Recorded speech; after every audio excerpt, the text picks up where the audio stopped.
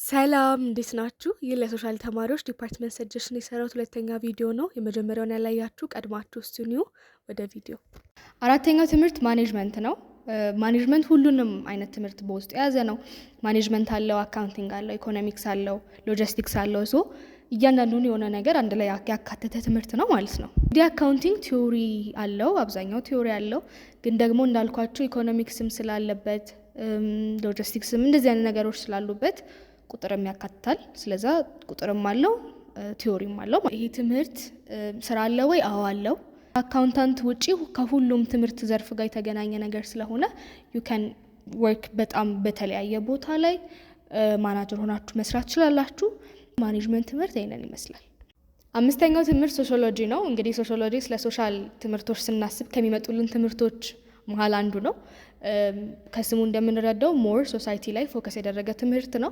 ሶ ሃው ፒፕልስ ኢንተራክት ከተለያዩ ነገሮች ጋር፣ ከሰዎች ጋር፣ ከኢንቫይሮንመንቱ ጋር እንዴት ነው ሰዎች ኢንተራክት የሚያደርጉት የሚለውን ነገር ፎከስ አድርጎ ያጠናል እና በዚህ ትምህርት ውስጥ የሶሳይቲዎችን ፕሮብሌም ላይክ ኢኒኳሊቲ፣ ዲስክሪሚኔሽን ምናምን እነዚህ ነገሮችንም ይይዛል። እንግዲህ በሶሺዮሎጂ ትምህርት ውስጥ የሶሳይቲውን ፕሮብሌም እንዴት ነው ሶሳይቲ ዲቨሎፕ እያደረገ ያለው፣ እንዴት ነው ቼንጅ እያደረገ ያለው የሚሉት እነዚያን ነገሮች የሚያጠና ኢንትረስቲንግ የሆነ ትምህርት ነው። ሶሺዮሎጂ ትምህርቶች ውስጥ የሚያስፈልጉ ስኪሎች ሪዲንግ እና ራይቲንግ ናቸው። ስፔሻሊ ደግሞ 97% ያህል ሪዲንግ ነው። ላይክ ብዙ ነገሮችን የምታነቡባቸው እድሎች በጣም ሰፊ ነው ማለት ነው። ስለዛ ሞር ትምህርቱ በማንበብ በመረዳት የሚገባ ትምህርት ስለሆነ አብዛኛው ፓርቱ ንባብ ነው ማለት ነው። ከዛ ደግሞ ራይቲንግ ደግሞ አለው which is ሪሰርች መጻፍ፣ ፔፐር ወርክ ማዘጋጀት እነዚህ ነገሮች አሉት። ሶ ከሰከንድ ይር ሰከንድ ሴሚስተር ጀምሮ ፕሮፖዛሎች እንድትጽፉ ሪሰርቾች እንድትሰሩ ምናምን እየተደረገ በአዲስ አበባ ዩኒቨርሲቲ ማለት ነው ያደርጋቸዋል። ሶ ስትጨርሱ እንኳን ፋይናል ሪሰርቻችሁ ስትሰሩ አይከብዳችሁም፣ ምክንያቱም ከመጀመሪያው ጀምሮ እያስተማራችሁ ስለሚሄዱ ቀላል ይሆንላችኋል ማለት ነው።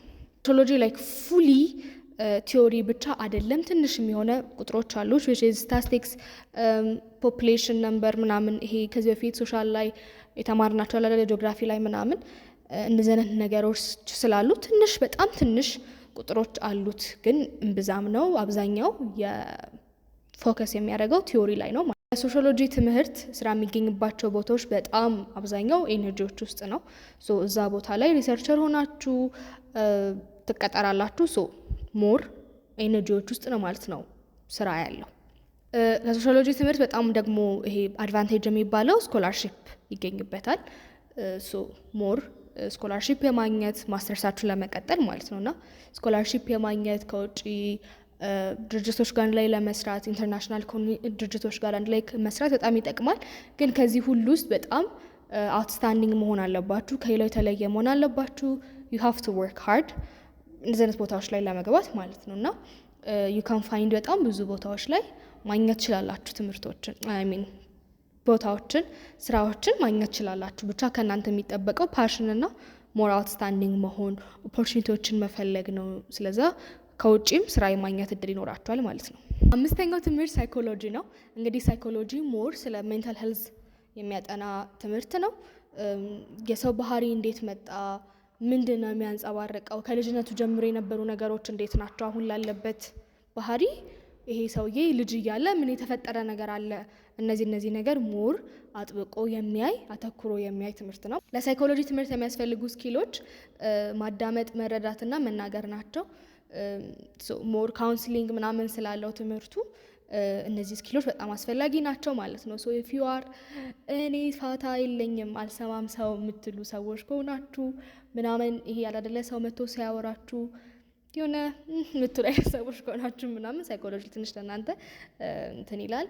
ግን በጣም ኢንትረስትድ ለሆናችሁ በሰው ታሪክ ውስጥ የሰውን ቁጭ ብሎ ለመስማት ምናምን እንደዚህ አይነት ፓሽን ያላችሁ ሰዎች ከሆናችሁ አይ ቲንክ በጣም ኢንትረስቲንግ የሆነ ትምህርት ነው። እንግዲህ የሳይኮሎጂን ትምህርት ፕራይቬትም ሆናችሁ መስራት ትችላላችሁ፣ ወይ ደግሞ ተቀጥራችሁም በመንግስት መስሪያ ቤቶች ውስጥ ኤንጂኦዎች ውስጥ መስራት ትችላላችሁ።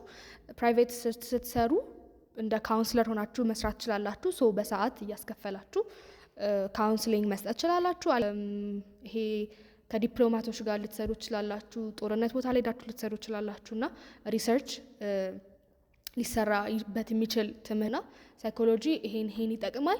እንግዲህ ለዛሬ ያዘጋጀውላችሁ ትምህርቶች ይሄን ይመስላሉ። ይሄ ብቻ ናቸው ወይ ሶሻል ውስጥ ያሉት? አይደለም። በጣም ብዙ አይነት ዘርፎች አሉ። አሁን ላይ በጣም ብዙ ሰው ግራ ከሚያጋባቸው እነዛ ነው የሚመርጡ ሰዎች ኦሬዲ ፓሽናቸውን የሚያውቁ ሰዎች ናቸው። ግን የት ልግባ ብለው የሚጨነቁ ሰዎች ሞር እንደዚህ አይነት ትምህርቶች ውስጥ የሚያካትቱ ስለሆኑ ነው እነዚህን ትምህርቶች የነገርኳችሁ። አይ ሆፕ እንደጠቀማችሁ። ከተመቻችሁ ላይክ ማድረግ እንዳትረሱ፣ ሰብስክራይብ ማድረግ እንዳትረሱ። ወዳችኋለሁ። ባይ